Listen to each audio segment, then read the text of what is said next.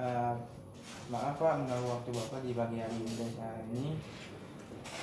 Perkenalkan, nama saya Muhammad Afardana dari Universitas Esa Unggul, Kebonjeruk, Fakultas Ekonomi dan Bisnis, jurusan akuntansi Pak. Dan rekan saya Nur Syed dari jurusan akuntansi. Nah, di sini kan saya pasti kan pertama-tama itu bertanya tentang latar belakang KP Bapak kan. Pengen tahu dulu perkembangan Bapak itu di KP di Joko Sidik sampai saat ini gimana Pak? Ini perkembangan kantornya atau si Kantor ya? kami ya? Kantor ya? Oh ya, kalau misalkan perkembangan kantor Joko Sidik Indra itu kan gini ya.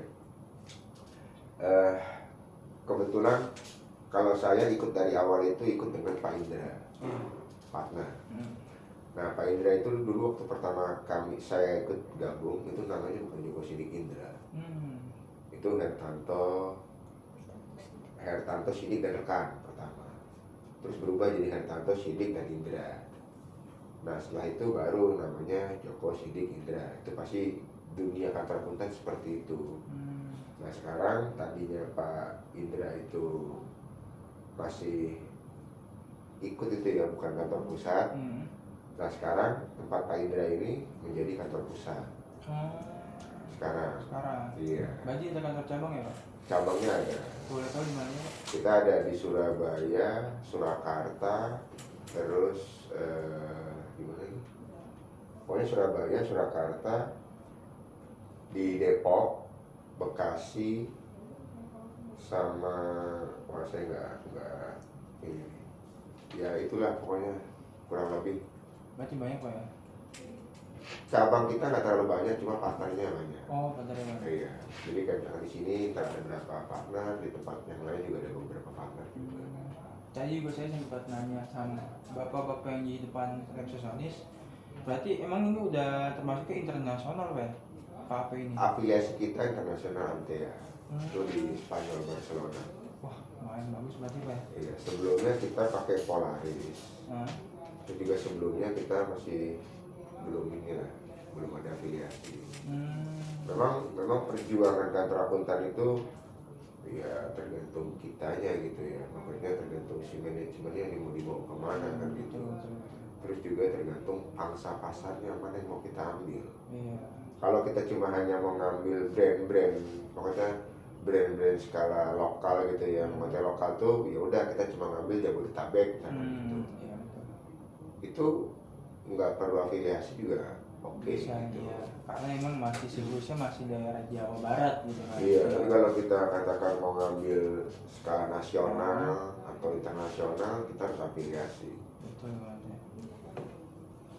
Ya, selanjutnya mungkin teman saya mau bertanya. Ya, selanjutnya ada sektor di KP Joko Sidik dan Indra itu pembagian perannya kayak gimana sih? Misalnya partner, manager, supervisor, senior auditor dan junior auditor dalam pelaksanaan audit. Mbak Patris mungkin? Iya, kalau untuk dalam penugasan untuk audit itu biasanya kita memang terbagi. Pertama dari partner, tentunya partner untuk sebagai pendatangan opini. Nanti di bawahnya itu ada manajer audit, dia biasanya sebagai ketua tim.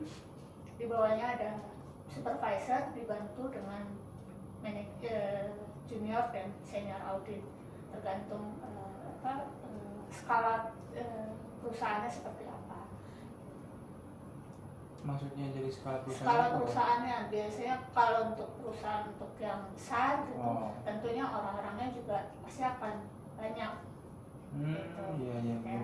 Kalau misalnya perusahaan yang private, misalnya swasta, misalnya perusahaan kecil atau menengah, biasanya ya tergantung ke skala perusahaannya seperti apa, tingkat pekerjaannya seperti apa. Itu berarti CV itu masih perusahaan kecil nggak Kak? CV kecil kalau kecil ya, berarti kecil. masuknya ke yang biasa. Yang biasa. Kalau PT baru kalau skala PT, besar. skala besar misalnya seperti PTBK, itu kan skala besar, berarti kan membutuhkan orang yang lebih banyak. Iya betul sih, betul. Ada yang bertanya lagi? Ngomongin nggak apa-apa? Yang belum tahu? Oke. Lanjut. Oke. Nah selanjutnya itu kan jenis penugasan audit itu atau bidang usaha klien seperti apa yang pernah ditangani oleh KP ini dan tanpa menyebut nama klien yang bersifat rahasia. Nah, itu jenis apa nih? Jenis industri. Bisnisnya. Bisnisnya boleh. Kalau kita di sini udah cukup banyak, hampir seluruh itu udah pernah kita jalanin. Kayak misalkan kita di penerbangan, Nah, iya, terus juga termasuk supportingnya ya. Itu kita pernah, terus juga kita di perkebunan kita pernah ngaudit perkebunan, kehutanan kita pernah. Jadi mayoritas itu yang besar-besar yang kita lakukan adalah sebenarnya itu BUMN. BUMN. Iya, Berarti tambang juga masuk Pak ya? masuk pernah. Itu swasta, Swasta ya pasti. itu pernah. Nah, Jadi makanya perjalanan kantor ini tuh saya ngeliat dari managing partnernya ya, Iya. Pak Indra gitu. Perjalanan ini tuh udah cukup lama. Ini udah cukup lama sehingga kiprah kita juga udah hampir mayoritas di seluruh bisnis kita tanganin. Udah pernah kita lakuin baik itu BUMN, swasta maupun tuh TBK. Jadi juga kita bukan hanya di scope terhadap audit aja gitu, kita juga ada konsultannya juga gitu, konsultan bisnis, keuangan, atau untuk pendampingan IPO gitu. Ya, jadi scope bisnis kita di sini ya udah cukup. Berarti udah sangat kuat banget tuh ya untuk Iya. memegang semuanya udah pernah gitu. Iya, tapi ya tadi kalau dikembalikan lagi ke pertanyaan Masnya tadi, itu kita punya spesialisnya masing-masing. Kan tadi kan ditanya kan pembagi tugas seperti apa, kalau Iya. dari level partner, manager, SPV, terus senior audit sampai junior audit kan gitu ya. Nah itu punya spesialisnya masing-masing gitu. Karena nggak mungkin satu orang ini dia bisa nanganin nih di beberapa segmen bisnis Iya. usaha. Nah itu jadi nggak fokus gitu.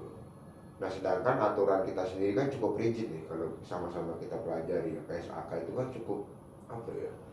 Menurut saya pribadi itu cukup rigid gitu, memahami arti narasi yang tertuang di situ gitu. Iya betul Pak. Ya kan? Jadi kadang itu suka kebalik nih, kebetulan agama saya Muslim. Harusnya saya mendalami Al-Quran kan gitu. Iya betul. Iya kan? Betul. Tapi karena saya bekerja misalkan sebagai auditor, yang saya dalamin ini harusnya SAK yang saya Iya. dalamin kan gitu ya. Betul. Serigid apapun narasinya, artinya saya dalamin juga gitu.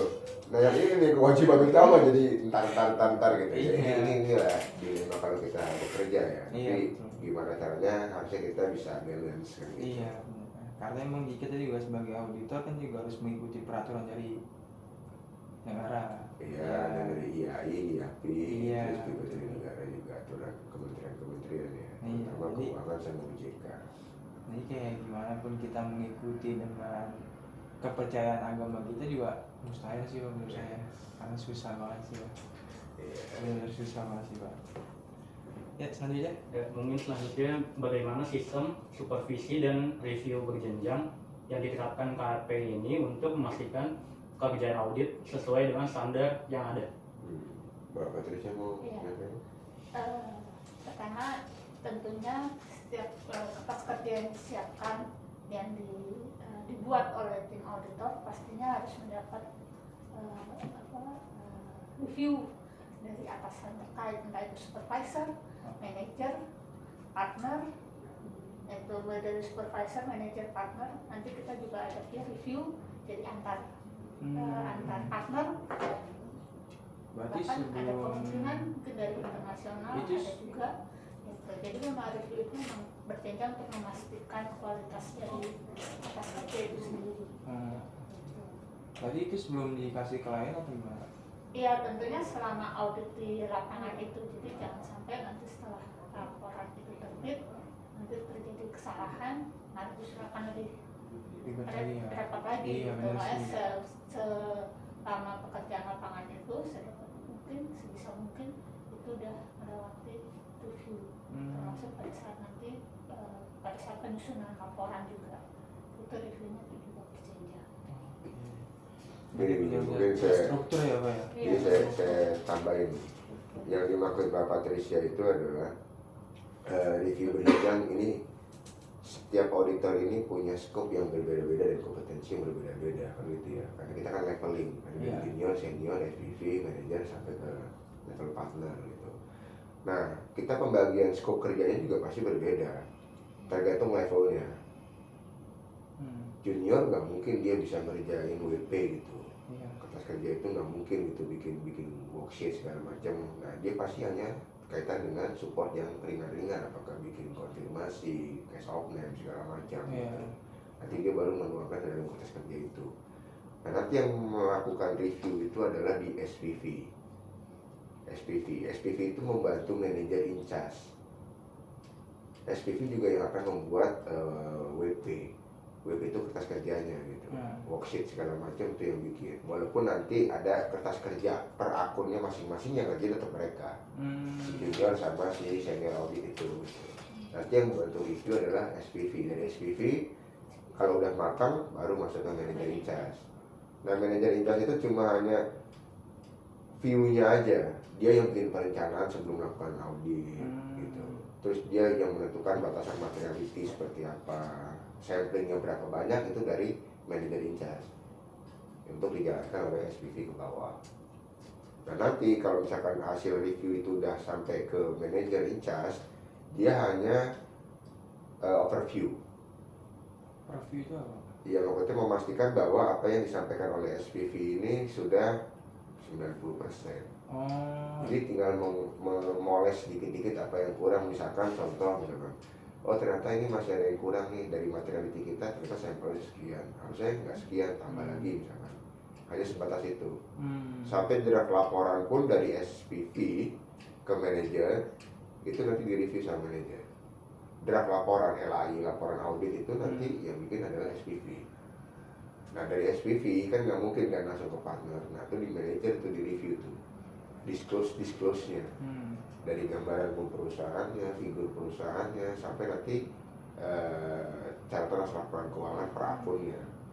Dan nanti juga ada tambahan informasi di belakangnya, maksudnya tambahan informasi itu informasi penting lainnya yang harus diungkap. Gitu. Nah nanti setelah dari manajer in charge baru itu ke partner signing untuk di approve, untuk mengeluarkan suatu opini. Itu mungkin tambahan dari berarti dari semua divisi yang paling penting itu tadi partner scanning. Bukan divisi, tim. Tim ya. Tim. Kalau divisi itu kan direktorat, itu beda-beda. Tapi kalau misalkan kita mengerjakan suatu project itu adalah tim. Oke. Tim. Nah, krusialnya itu bukan di partner. Partner itu hanya menandatangani suatu opini. Nah, titik krusialnya itu adalah di tim, dari manajer in charge ke bawah. Sampai juniornya. Iya. Ya sekarang kalau misalkan juniornya nggak ngerti apa yang dia bikin salah, kan kasihan level atasnya, kan gitu ya. Iya, betul Pak. Dan itu membuang waktu kan gitu. Iya, benar. Nanti Mbak Patris mereview, wah ini salah mulu, pusing beliaunya nih, kasihan kan gitu. Jadi sebenarnya saya nggak pernah membedakan mana titik krusial, enggak. Yang paling berisiko adalah ya tim itu gitu. Karena tim itu berbeda-beda skopnya.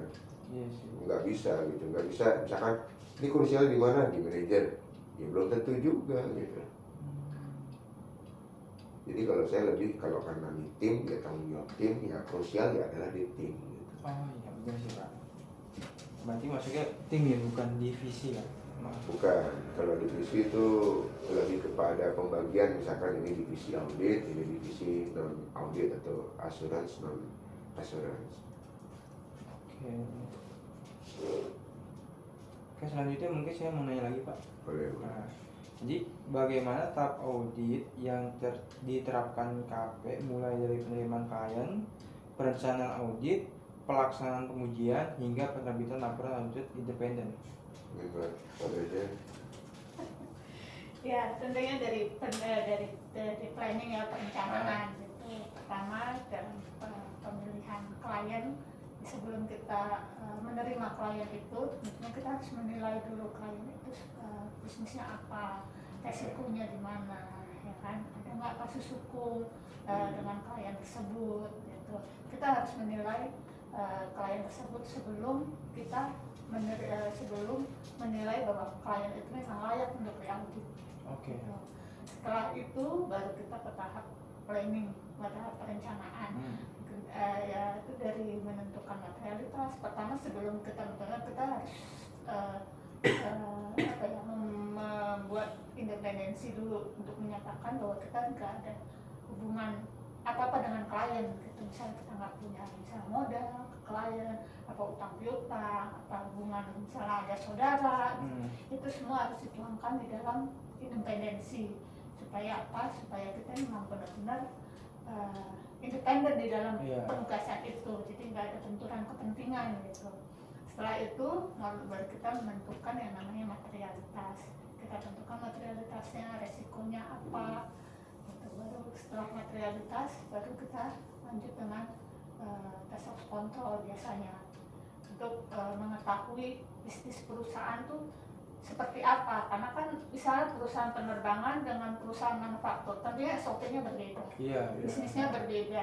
Untuk pencatatan misalnya penjualan pengakuannya yang satu misalnya dari penjualan tiket, yang satu mungkin dari penjualan barang, ya kan tentunya itu akan berbeda. Nah itu kita harus pahami dulu sebelum lanjut ke pengujian. Lanjut ke pengujian setelah kita tahu bisnisnya, baru kita bisa merencanakan prosedur audit apa yang harus kita jalani. Karena jangan sampai nanti kita menjadi over audit, jadi semuanya dicek gitu. Tapi kita nggak tahu tujuannya apa gitu, ya kan semuanya dicek gitu.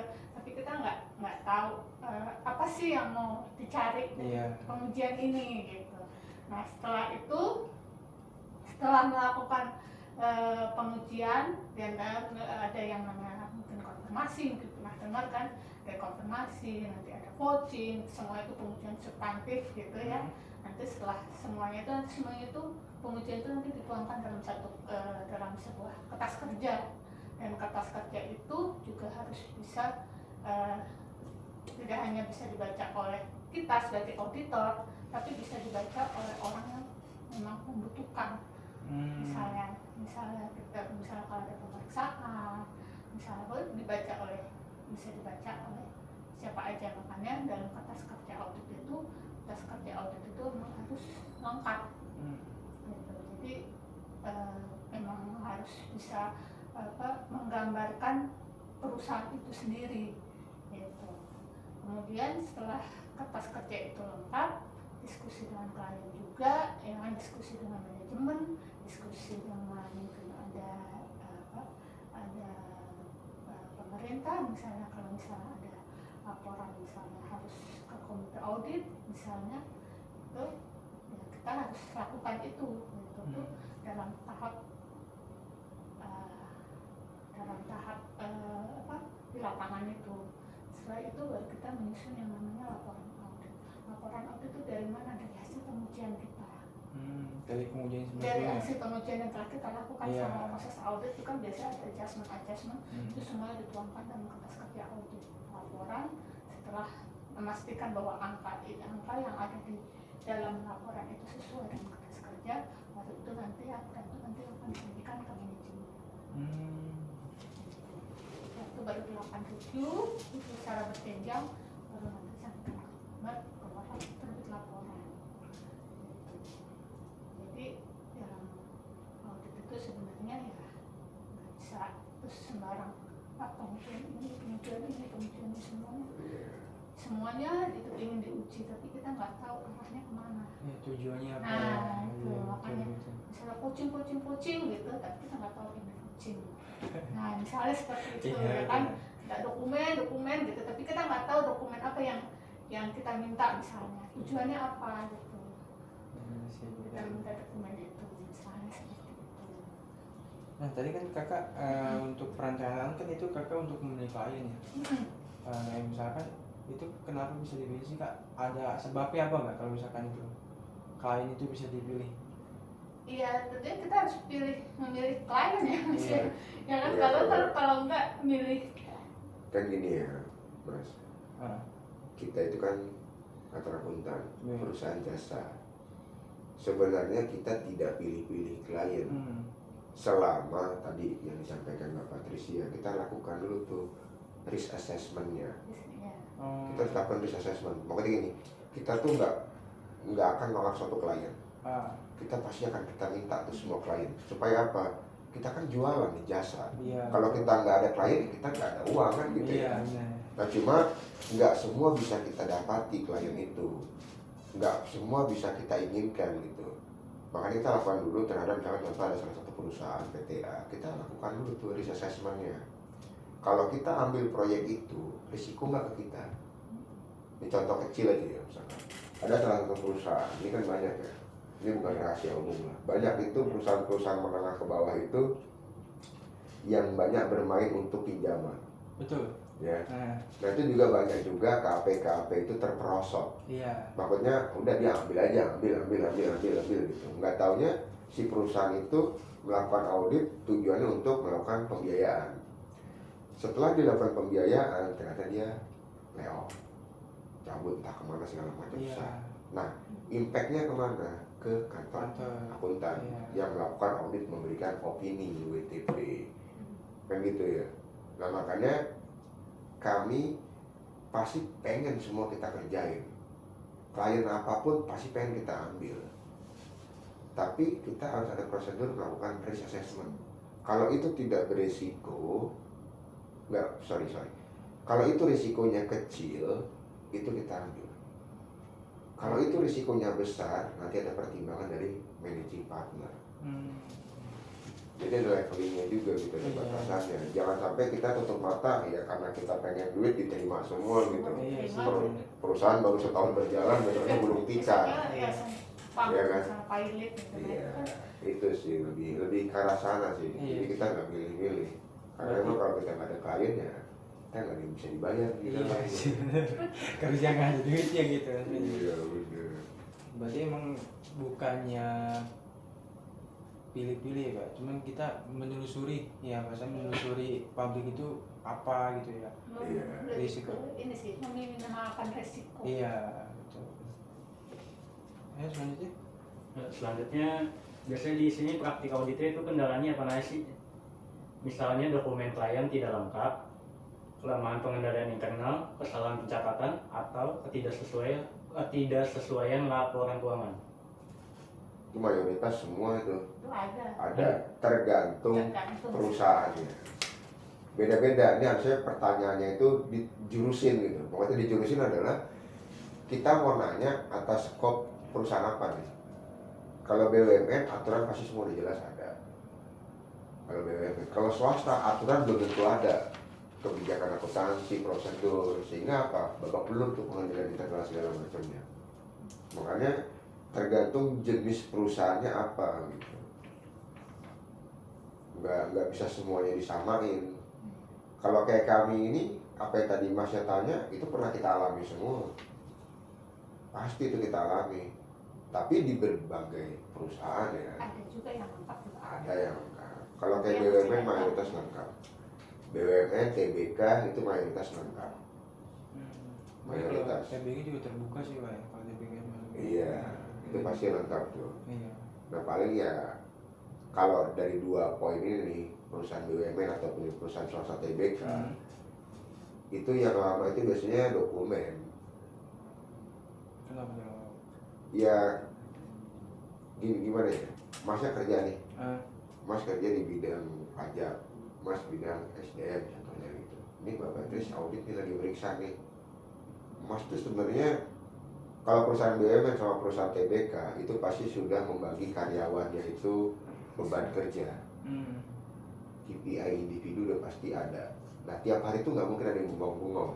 Iya. Pasti dia kerja. Iya. Ya. Terus suatu ketika ada nih audit masuk nih Bapak Tris nih minta dokumen segala macam. Nah Masnya berdua ini punya deadline yang memang harus segera. Bapak Tris minta nih dokumen. Nah, sekarang mana yang mau diduluin?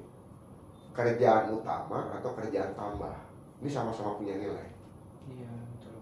Nah sehingga apa? Permintaan dokumen audit kan, ya ntar aja dulu deh, yang penting ini dulu. Kenapa? Karena ini sangkut paut kepada siapa pimpinan, bosnya kan gitu. Iya. Ke VP-nya atau siapa. Kalau enggak, habislah pastikan masih diomel-omelin kan gitu. Iya. Karena apa? Selesai. Iya. Karena pimpinan juga bilang, yang auditnya ntar dulu juga nggak apa-apa, kan masih ada durasi waktu Iya, gitu. iya. Selalu seperti itu kan gitu. Utamain internal kita dulu. Iya. Biasanya itu sih kendalanya di mereka tuh. Jadi dokumennya suka lama jadinya. Tapi kalau dia udah pakai ERP itu cepat. Sistem ERP. Oh, ERP. Iya, sistem. akuntansi. Sistem akuntansi ada ERP itu integrasi semua tuh. Mau baik dari pengadaan, SDM, keuangan, dan seluruh lini itu Terintegrasi. Terintegrasi. Mencakup semua berarti Pak. Mencakup. Dulu biasa terintegrasi. Iya. Biasanya. dokumen udah ada semua tuh di situ. Itu kayak baru-baru ini ya? Udah lama. Lama. Dari tahun berapa itu Pak? Tahun 2000-an juga udah ada. Udah Tapi baru beberapa perusahaan yang mau menerapkan itu. Hmm. Kalau TBK udah pasti itu. Kalau TBK, kalau BUMN itu baru-baru. Oh boleh BUMN. Kalau BUMN baru-baru. Karena yang tadi banyak apa ya? Banyak kepentingan lah. Faktor. Faktornya banyak. Iya. Kalau Biayanya juga pemerintahan. mahal. Hmm. Kalau bisa ERP itu biasanya lebih mahal daripada Mahal. apa sistem akuntansi yang biasa misalnya accurate dibandingkan sama ERP misalnya. Iya sih. Pasti akan Ya, lebih jauh. mahal ERP. ERP. ERP. Daripada aku. Nih saya mau nanya juga Pak. Atau Kak, pengujian kelengkapan itu emang lebih sulit ya Kak? Atau Pak dibanding pengujian keberadaan? Gimana gitu? Itu kayak pengujian kelengkapan itu lebih sulit dibandingkan pengujian keberadaan. Nah, Dan juga prosedur apa yang bisa dilakukan auditor untuk memastikan tidak ada transaksi atau kewajiban yang belum dicatat. pakai dokumentasi. Dokumentasinya apa pengujian Pengujiannya boleh, ininya? pengujian keberadaannya sama prosedurnya. Dimaksud keberadaan itu apa nih? Apa? Yang dimaksud keberadaan itu apa? Eksistensi. Dia masuk ke 8 tujuan audit gitu. Berapa trijian mungkin? Eksistensi kalau untuk pengujian kita bisa misalnya kayak melakukan stok opnam. Stok opnam. Nah, stok opnam itu jadi untuk memastikan bahwa persediaan itu memang ada di perusahaan. Iya, jadi Misalnya, maksudnya mencocokkan cocokkan. antara di laporan keuangan Laporan dia stok keuangan. persediaan misalkan Dengan 100, stok. itu rupiahnya 100, Hmm. berarti kan dia punya daftar kuantitinya berapa, kan gitu ya di laporan tuh. Nah akhirnya kan dilakukan ke lapangan, stok aslinya itu berapa sih, sesuai nggak dengan laporan. Oh iya. Itu pasti prosedur itu kita lakukan, itu contohnya satu contoh itu. Salah satu contoh. Berarti bahasanya itu kayak misalkan unit apa kayak produk itu di pabrik 1000, berarti yang di lembar juga harus sama. Di laporan Iya, keuangan iya, kan iya. gitu. Juga sama. Kalau Iya. bisa ada selisih, harus dicari tahu selisihnya tuh kenapa? Apakah ada Iya. barang keluar? Atau Apa ada cacat. barang masuk? Nah. Itu harus dicari tahu selisihnya kenapa. Oh berarti yang harus mendetail banget ya? Harus ini. Iya, Biar nggak ada miss juga kan ya Pak ya? betul. Itu cek kartu Cek kartu persediaan. apa namanya itu ya? Kartu apa tuh? Kartu stok. Oh, kartu Kartu stok. Kartu Tuh, stok. Iya. Iya, Dia biasanya ada in-outnya tuh. kalau ke perusahaan misalnya Hmm. stok opnam, biasanya kartu stok itu dia nempel di setiap barang. Setiap barang Nah, juga. setiap barang tuh ada kartu stoknya. Iya, kalau di situ nggak ada, biasanya nanti ada di Biasanya ada petugas gudang. di gudang Kartu itu stok ada kayak kanban ya? Gimana? Kayak kanban. kanban tuh. Kayak kartu stok itu. Waktu itu saya pernah belanja mas di MBKM. Oh, iya saya sih nggak tahu namanya, Iya. pokoknya itu kartu Ada kartu stok lah. itu isinya jadi mencatat mutasi barang keluar sama masuk Per item ya. terkait setiap Iya. barang. Jadi satu kartu itu satu item, nggak bisa dicampur sama item yang lain. Misalkan ini ada botol, terus di Iya. sini ada gelas. Ya, kayak gitu. Ya ini kartunya beda-beda Ini nih. beda-beda. Nanti dari kartu ini si petugas gudang pun dia punya buku besar juga. Iya gitu. betul. General manager maksudnya. Jadi kita harus memastikan bahwa angka yang ada di laporan keuangan itu terhadap kevalitannya itu sama. Sama. Itu juga bukan hanya di persediaan gitu, di aset tetap pun sama. Tetap juga bisa. Kan di laporan keuangan pasti ada aset tetap kan, Iya. itu asetnya apa aja.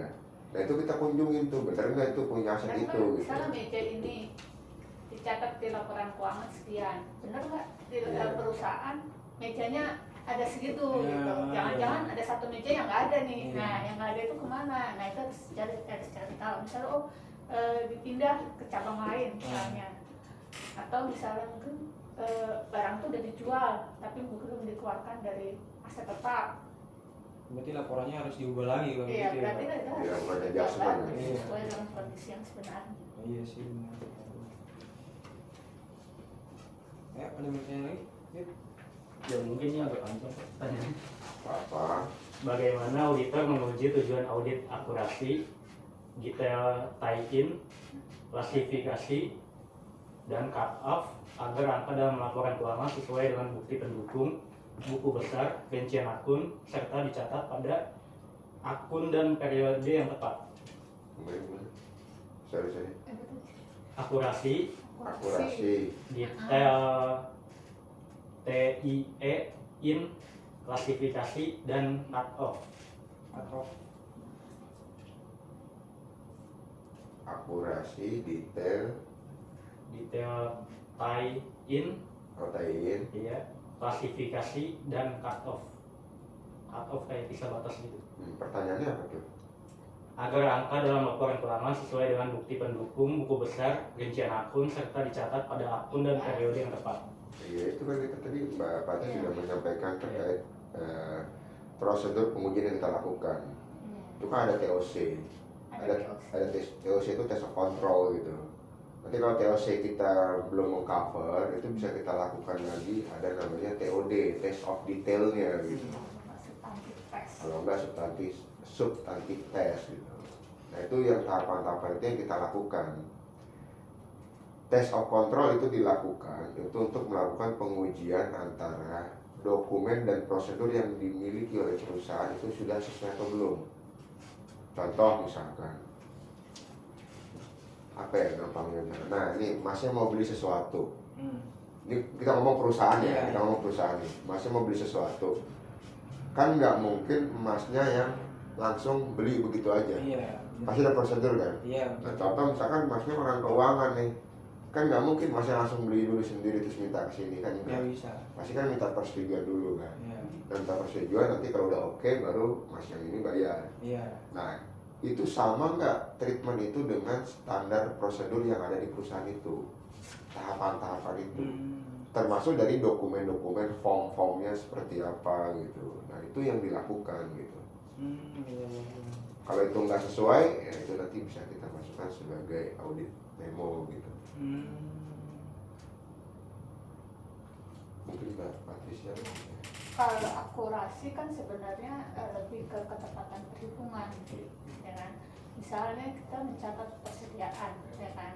Persediaan dicatat sebesar nilai realisasi bersih. Gitu. Kita melihat persediaan benar nggak dicatat sebesar itu, atau nggak benar nggak misalnya menggunakan metode yang sesuai dengan kebijakan akuntansi yang dianut oleh perusahaan, karena kan dalam audit tentunya juga harus melihat kebijakan perusahaan seperti apa. Misalnya kayak aset tetap dia menggunakan metode apa, garis lurus kah, apa harus menurun kah, benar nggak, ada nggak kurang catat cara kayak penyusutan. Nah itu kan kita harus uji untuk penyusutannya itu sendiri, itu untuk yang akurasi. Kalau yang tadi kayak cut off itu sebenarnya kita bisa minta dokumen dari perusahaan pada saat tanggal neraca sama setelah tanggal neraca. Misalnya audit 31 Desember, kita bisa minta dokumen itu hari sebelum cut off, sebelum 30 Desember sama dengan setelah pada saat 1 Januari. Benar nggak? Ada nggak salah transaksi bulan Januari tapi dia masuk ke Desember atau sebaliknya? Itu namanya cut off. Jadi untuk memastikan bahwa memang transaksi tersebut dicatat pada periode yang tepat. Jangan sampai nanti transaksi Desember nanti dicatatnya Januari. Itu nggak bisa ya? Nah itu nggak bisa, itu kan berarti kan melakukan penyesuaian. Atau kebalikannya, harusnya Januari catatnya Desember. Gitu. Berarti biasanya kalau misalkan nyatetnya bulan Januari, Ya sesuai dengan periode. iya. Jadi barang belum dibeli tapi dicatat Nah, gitu ya. tentunya setiap transaksi itu kita harus itu rincian dulu seperti apa. dari perusahaan. Sesuai nggak dengan buku besar yang ada? Kalau nggak sesuai, kita tanya ke klien kenapa tidak sesuai. Terus kita cek juga dokumennya seperti apa. Di sini sih Pak. Mungkin ya kalau dari saya sih cukup ya, nggak ada yang dipertanyakan lagi karena yang menurut saya ini penyajian dari bapak atau ibu benar-benar sangat bagus juga, dan juga buat bagi saya itu ilmu baru juga ya, karena emang saya belum pernah One is the loneliest number that you